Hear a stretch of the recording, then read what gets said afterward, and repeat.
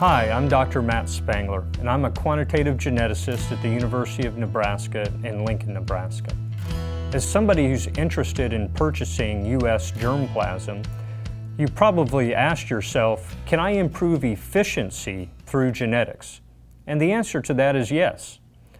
We found out that the efficiency of feed utilization is somewhere between 30 and 40% heritable.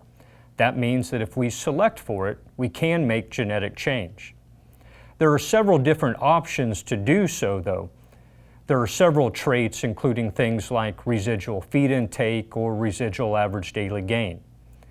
These are actually indexes that allow you to make change in a component, such as feed intake or average daily gain, whilst holding something else constant. An example. Residual feed intake says that you can make change in feed intake whilst holding gain constant. Residual average daily gain then is the opposite.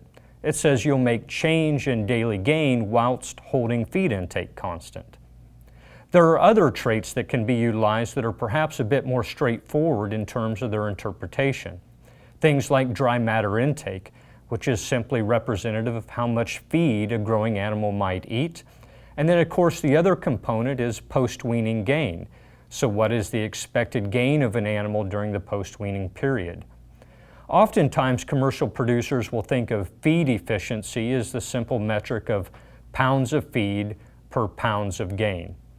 And the things that I mentioned, such as residual feed intake, residual average daily gain, dry matter intake, and post-weaning gain, allow us to make incremental improvement in the components that help us improve the overall efficiency of feed utilization in growing animals. Again, these traits have been found to be moderately heritable, meaning that they will respond to selection. I would tell people that are interested, though, in these types of traits that it's important to keep them in context of your complete breeding objective. Obviously, it's not just one trait that impacts overall profitability.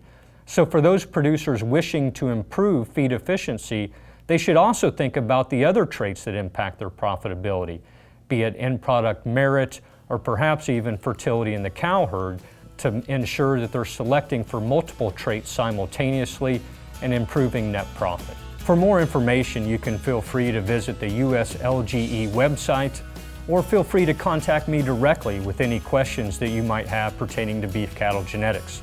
I'm Dr. Matt Spangler from the University of Nebraska Animal Science Department, and I thank you for watching.